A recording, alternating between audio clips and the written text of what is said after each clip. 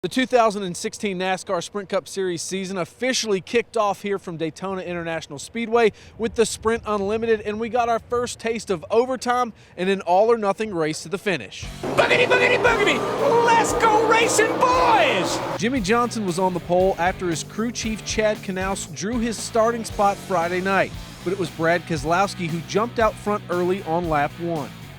23 laps into the race, Brian Vickers goes around in turn 1 and slams the wall. That wreck collects Kevin Harvick, Clint Boyer, and others in the first multi-car wreck of the night. I knew quite well what happened. I felt the tire going down the front stretch, probably about the start-finish line.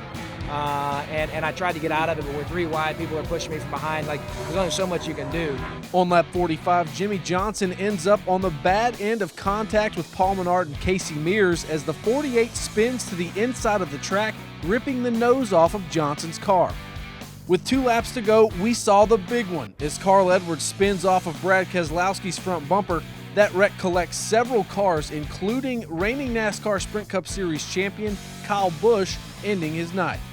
On the ensuing restart, we got our first glimpse of NASCAR overtime, and it would be Denny Hamlin who would survive and win the race despite a big last lap crash. The win is Denny Hamlin's 6th win at Daytona International Speedway and his 3rd Sprint Unlimited win. Not to mention the first win for his rookie crew chief, Mike Wheeler.